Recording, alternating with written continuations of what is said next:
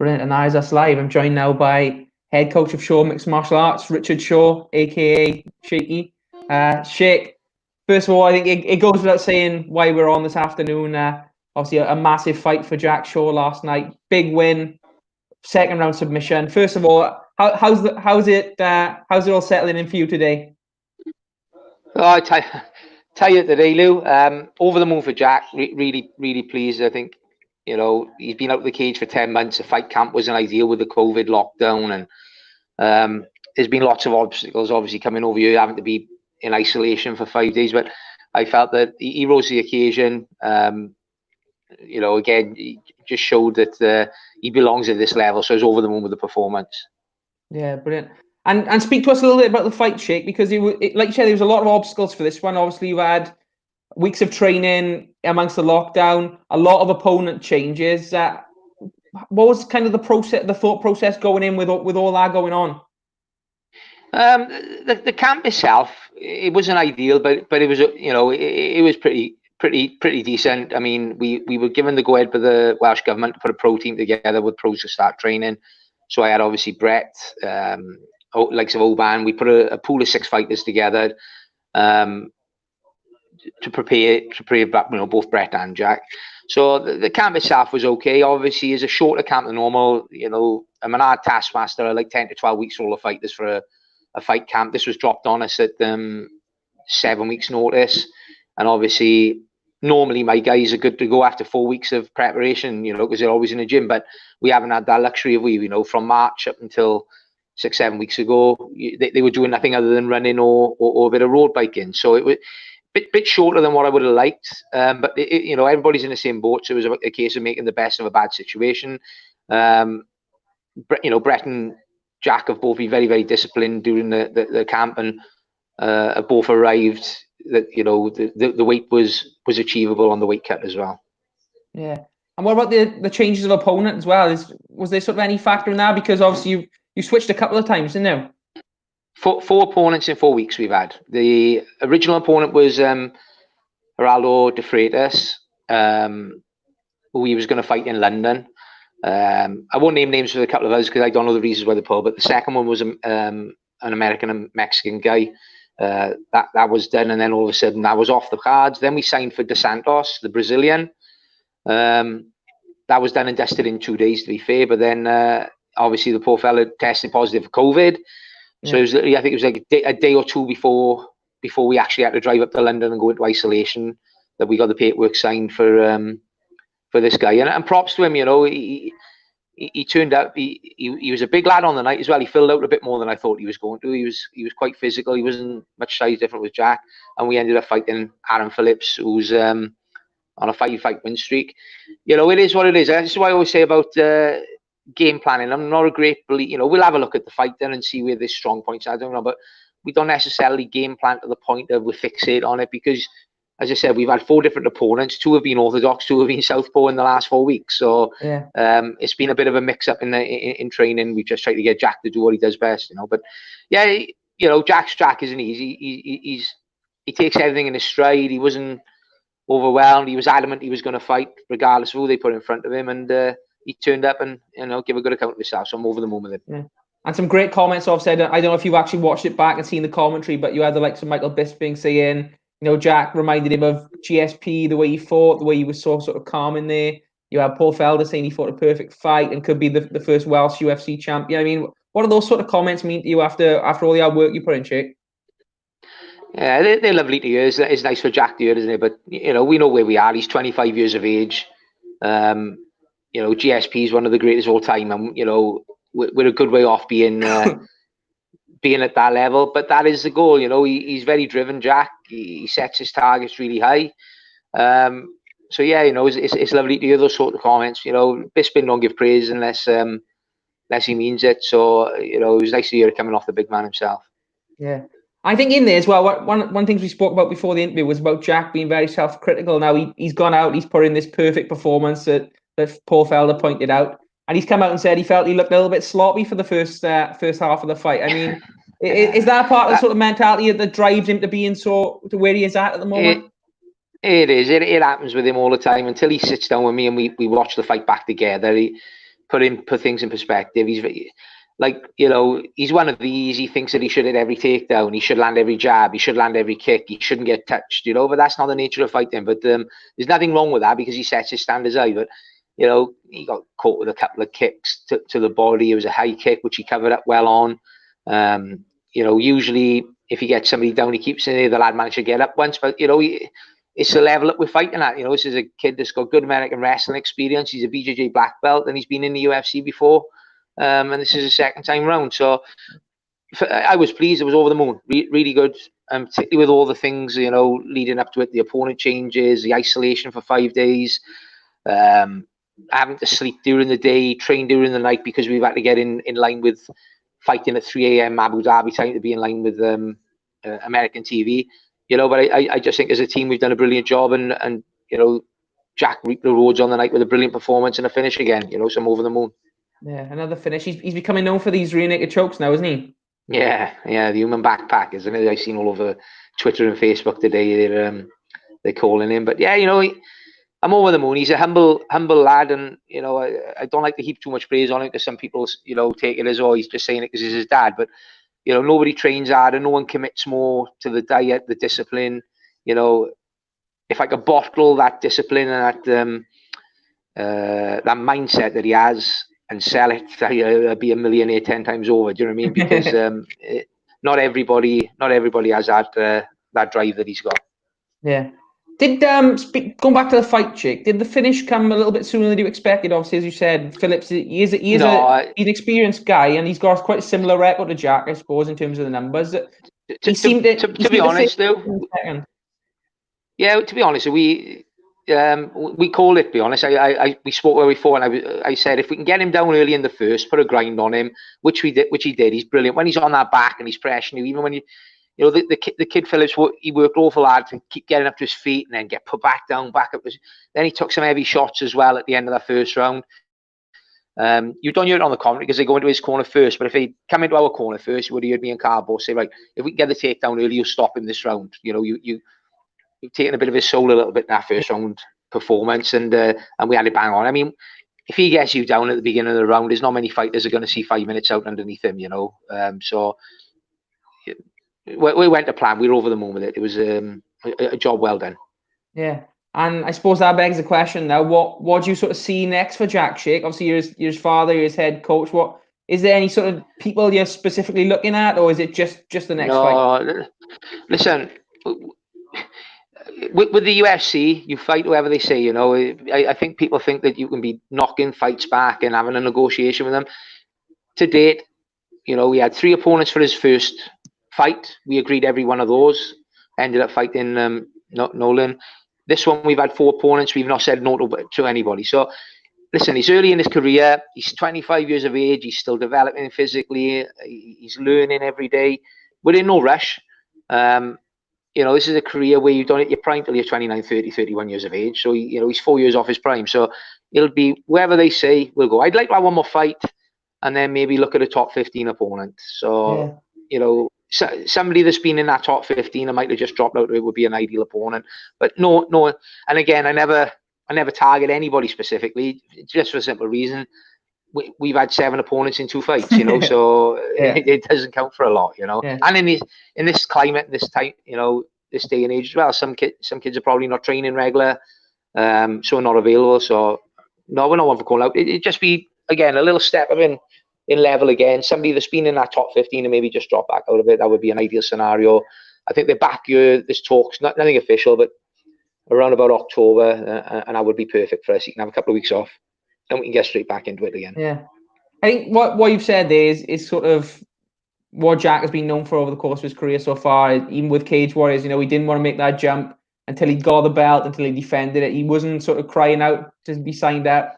He took it step at a time. I think like you said there, he's just looking to do that again. So it is great to see that attitude. Speaking of opponents, though, Shake, what I did want to ask, there was a little bit of a sort of drama coming out in sort of MMA press the last couple of days before the fights. Peter Yan, he came out saying that Jack and Nathaniel Wood had both turned down fights for this cornerman. What was your response to that? I will put £1,000 down that Peter Yan does not run his social media. It's his idiot of a manager, probably. was talking absolute, excuse my language, shit.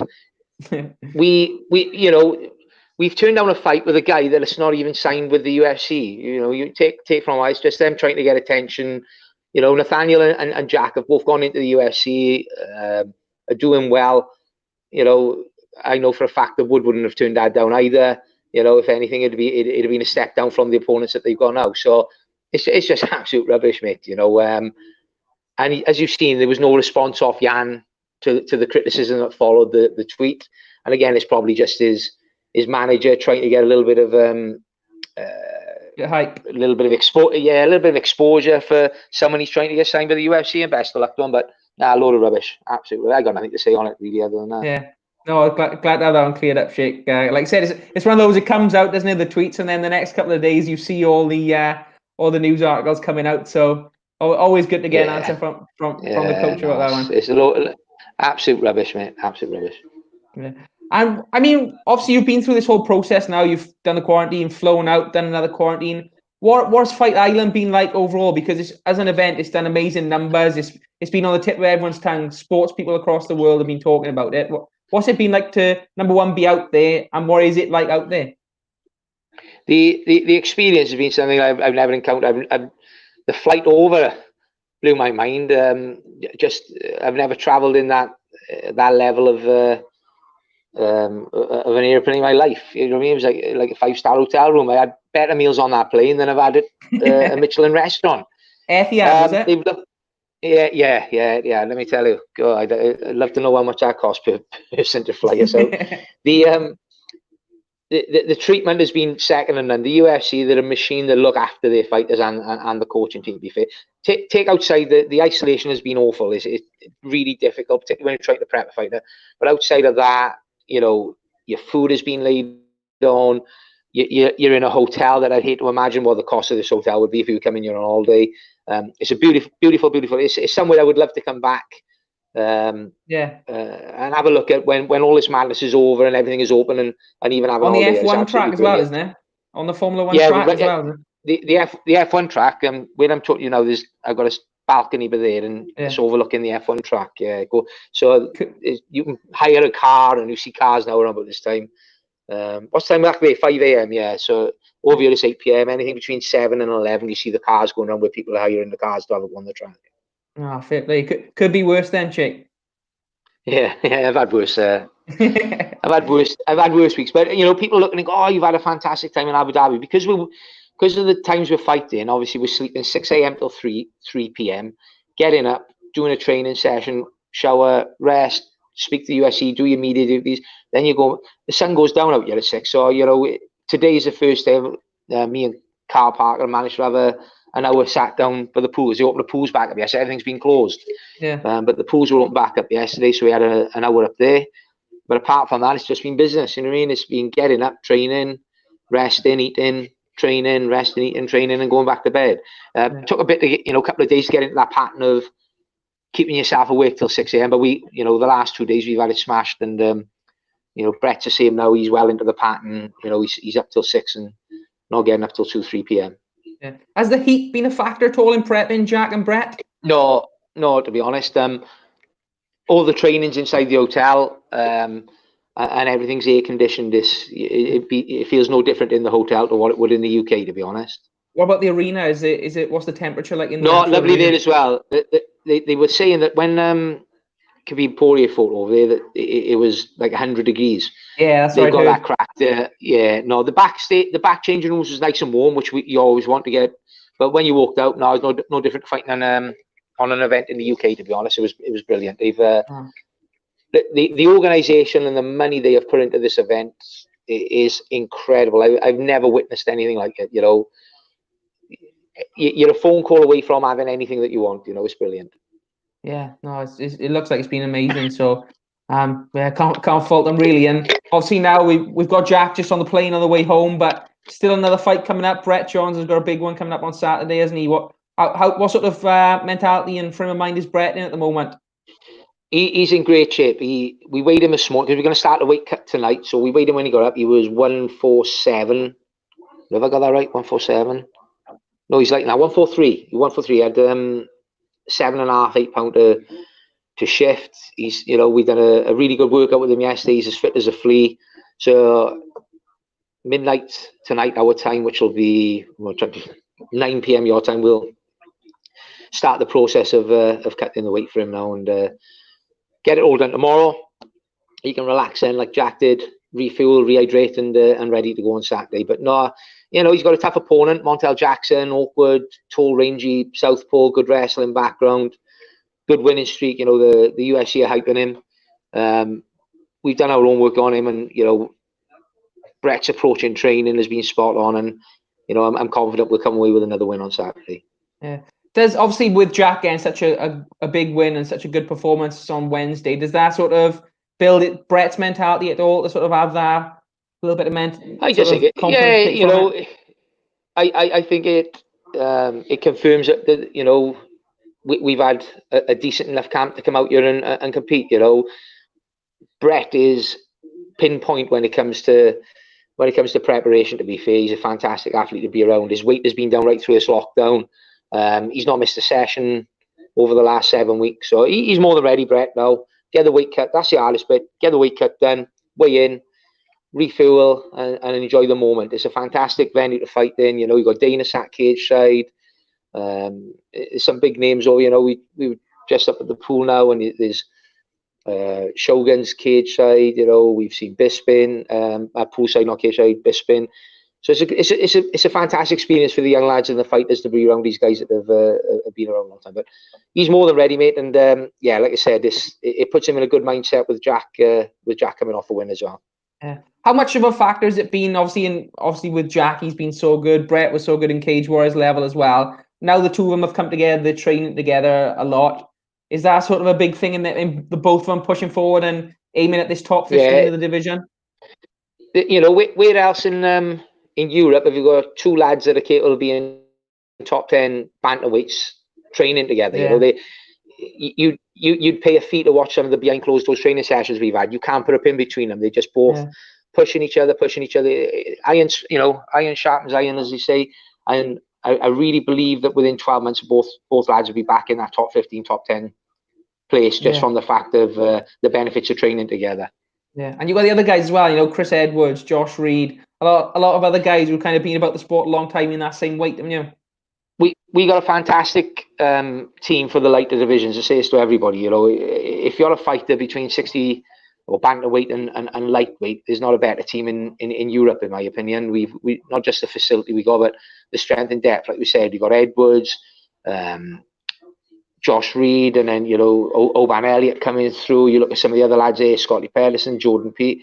Particularly at the lighter weights, I got some killers there at amateur. We've had a couple of the amateur guys in sparring with Jack and Brett. And it's been brilliant preparation. So it's exciting times. It'd be lovely to see.